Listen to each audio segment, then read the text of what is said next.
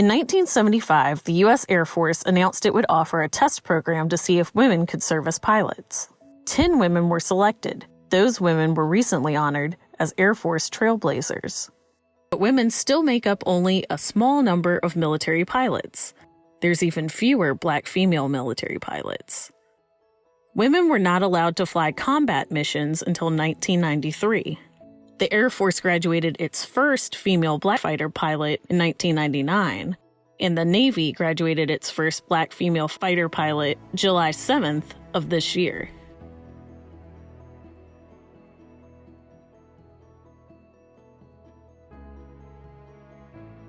In those early years, I thought less about the aspect of being a minority from the perspective of my ethnicity. And what stood out to me more was the challenges that came into play with being a female, because at the time we were still just trying to figure out how to have women in fighters.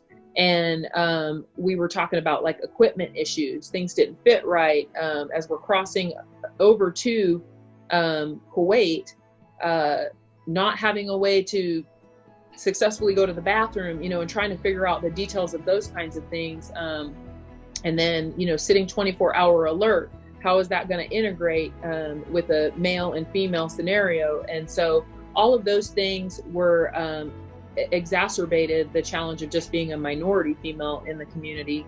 The women who broke the gender barriers in the Air Force understand the challenges for female pilots in the military now, and they say there's more work to be done. Those restrictions aren't there anymore.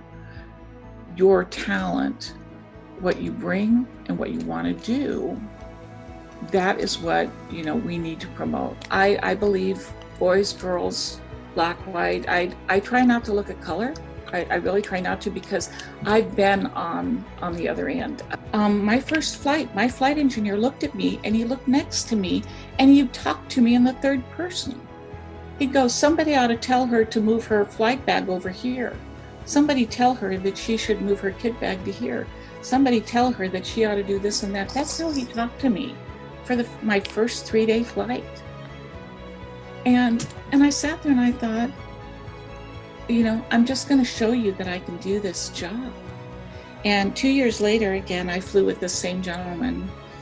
And I almost walked out of the briefing room because I thought, am I going to put up with this crap? And then I thought, I'm going to show this son of a bitch how I can fly this airplane. What I've learned in 2 years. And then we went to the club later on and we drank some beers, and I looked at him and I go, what the hell were you thinking? And he goes, I just wanted to see what you were made of. Retired Lieutenant Colonel Mary Livingston, one of the original trailblazers, taught men to fly combat fighter tactics she was not allowed to perform herself. And so they're looking at a woman and they're going, how can this person actually teach me to be a fighter pilot? There was one student that I had, and he was about 6'2", just about the max height you could be to be fitting into the cockpit. So he was a pretty big guy, and I was 5'4", a real lightweight. And so he's convinced that he's going to be able to fly this aircraft much better than this lightweight. And so we, and I see it coming. And so, with my normal sense of humor, I just sort of, smile.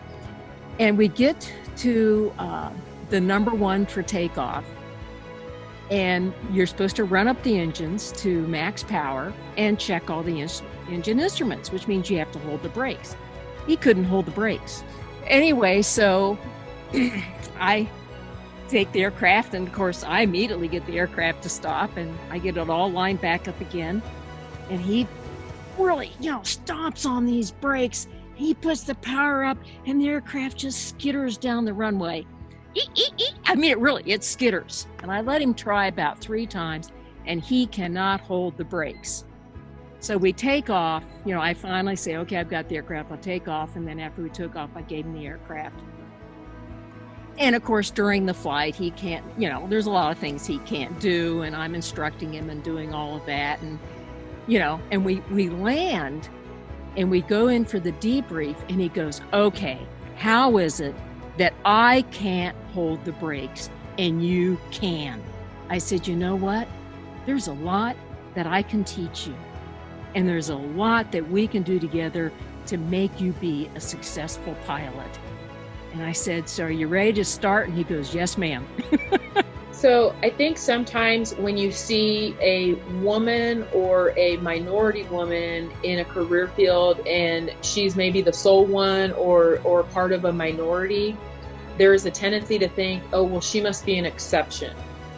You know, there must be something exceptional about her, like she just must be smarter, or she just must be, you know, more talented in this regard. And that's what I would like to dispel. I want girls to look at me and say, I can be her.